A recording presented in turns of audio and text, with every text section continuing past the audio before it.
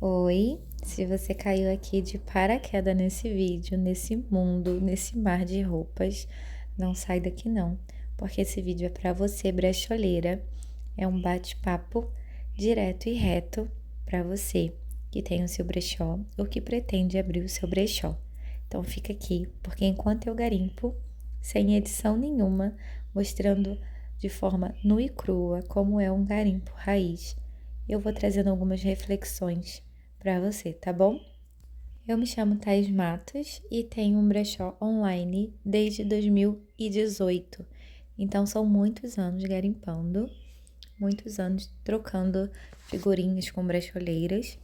E gostaria de refletir um pouquinho com vocês sobre uma coisa muito importante e que é quase unânime na cabeça das brecholeiras. A gente precisa estar vira e mexe pensando sobre isso e combatendo esse micro preconceito que nós temos na cabeça. Mas afinal de contas, que micro preconceito é esse de que eu tô falando? Veja bem, se a gente parar para pensar um pouquinho, eu, você, que temos um brechó, seja online, seja físico, nós vivemos uma época de transição do conceito do que é um bazar, do que é um brechó. Eu tenho 32 anos e eu não sei qual é a sua idade, mas se você parar e pensar um pouquinho, a visão, o conceito, a aceitação de brechó, de bazar, de usar roupa de segunda mão mudou, assim, vamos dizer, drasticamente, né? De uns 10 anos, 15 anos para cá. Então, possivelmente eu e você fizemos parte dessa geração de transição. Talvez nossos filhos, nossos netos não vão ter esse conceito antigo do que era um brechó, mas nós, sim, nós passamos por essa transição.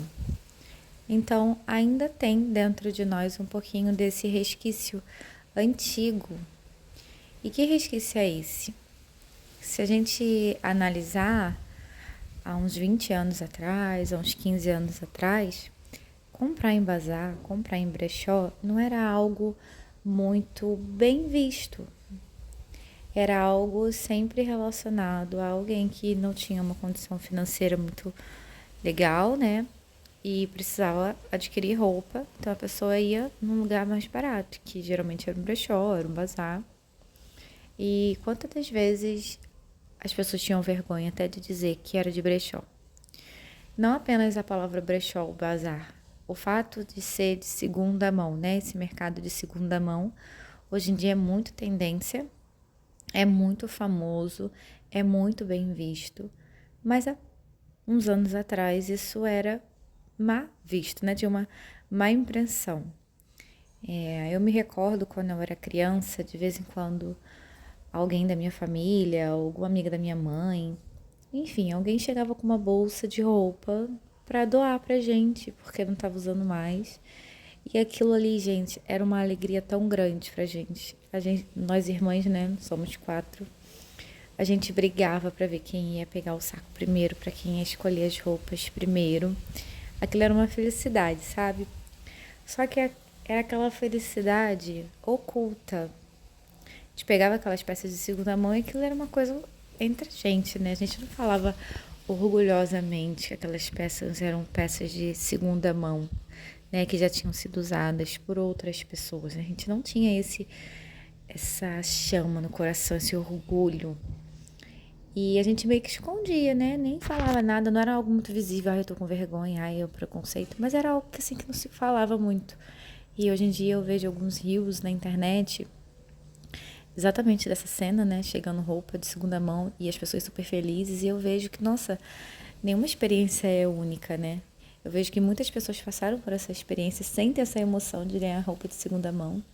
Só que agora a gente tem coragem de falar que isso é bom, sabe? De falar que isso é legal, é tranquilo. Antes era uma vergonha. A gente se sentia pobre, inferior, né? Menos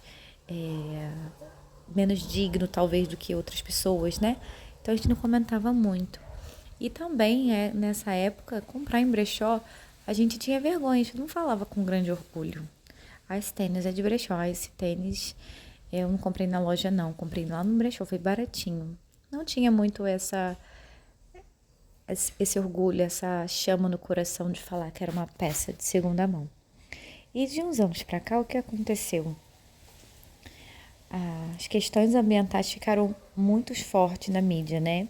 O impacto ambiental da indústria têxtil ficou muito forte.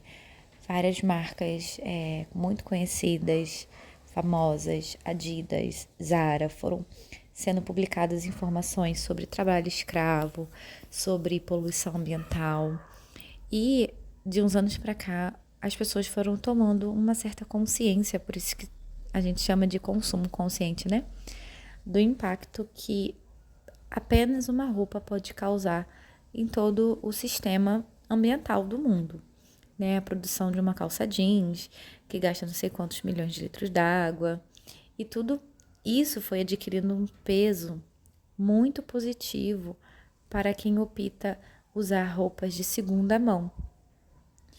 E a gente foi entrando nessa onda. Quem já tinha um brechó antes e se sentia um pouco inferior, já começou a olhar para o seu brechó de uma forma diferente.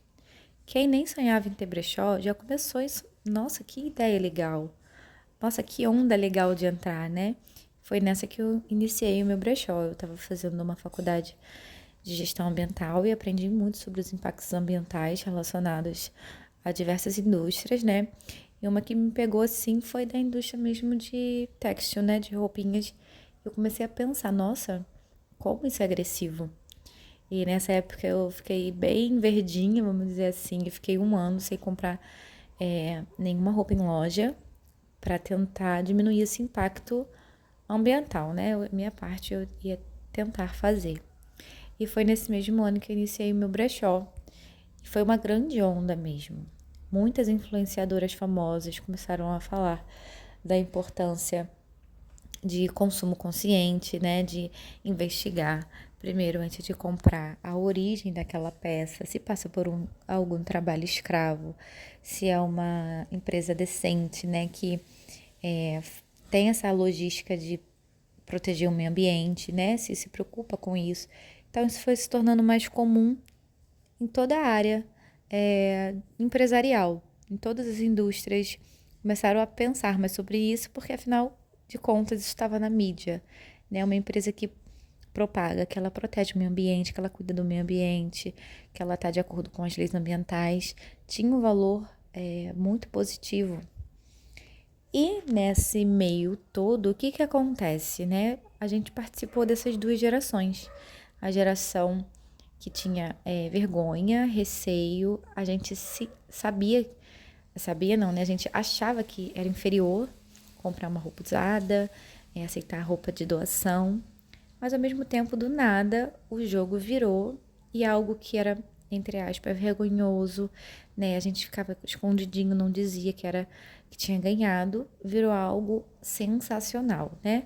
Até teve uma atriz no Big Brother usando roupas de brechó e isso entrou muito na onda. As próprias modelos, as próprias atrizes falando que usam roupas de brechó e o jogo virou. E virou positivamente, graças a Deus, né? Porque cá entre nós, pleno século XXI, a gente ainda com essa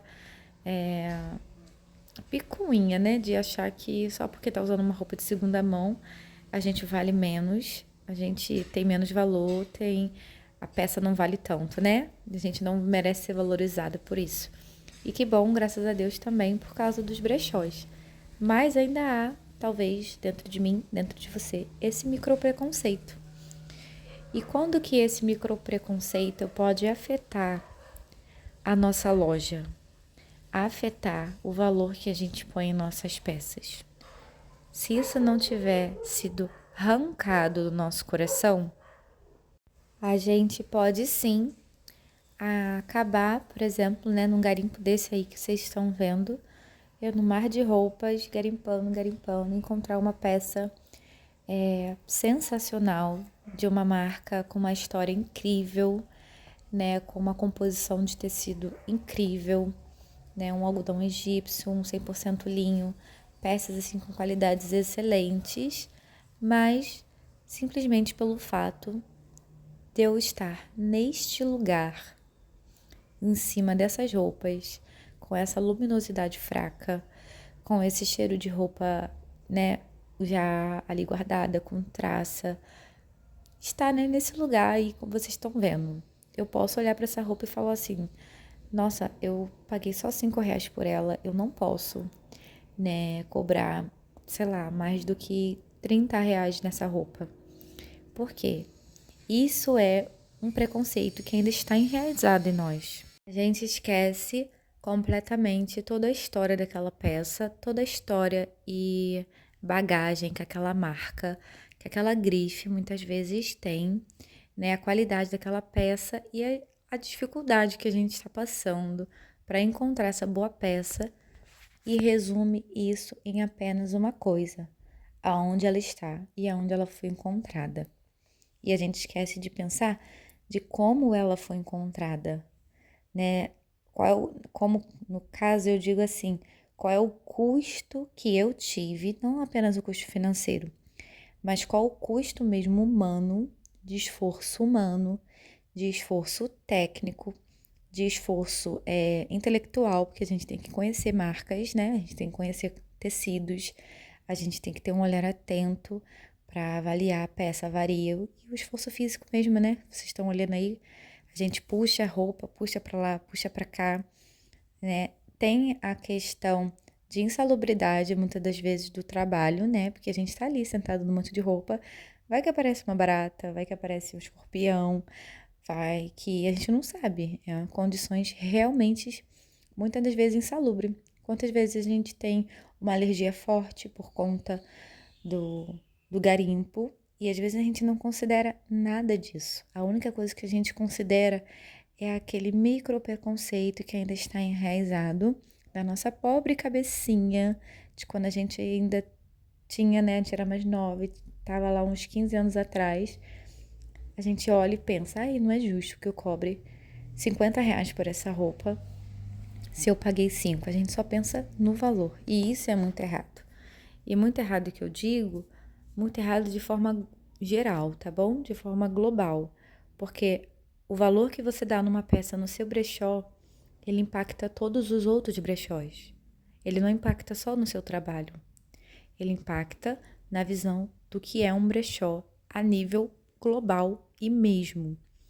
Hoje em dia, graças a Deus, a gente está tendo uma virada de chave muito grande de muitas brecholeiras a respeito disso, né? Muitas brecholeiras passaram por esse processo de ter um trabalho extremo de procura, de garimpo, de curadoria, né? Brecholeiras incríveis que conseguem encontrar peças incríveis, tem, né, um network incrível, um trabalho minucioso e trabalharam anos ganhando assim pagamentos muito injustos e, graças a Deus, com essa virada de chave, elas conseguiram entender o valor que um brechó tem e conseguiram, assim, precificar suas peças num valor justo, justo para ela e justo para os clientes, né? E é isso que eu quero deixar aqui de mensagem para vocês, que a gente possa saber valorizar o nosso trabalho, valorizar não só o nosso trabalho, mas valorizar o que é o brechó hoje. Estudar mesmo, né? Como está o mercado de brechó hoje no mundo? Você sabe responder? Quais são as expectativas para o mercado de segunda mão daqui a 15 anos, daqui a 10 anos? Qual é, né, o crescimento que essa moda consciente tem a acontecer daqui a um tempo? Eu sei disso. Saber disso é muito importante.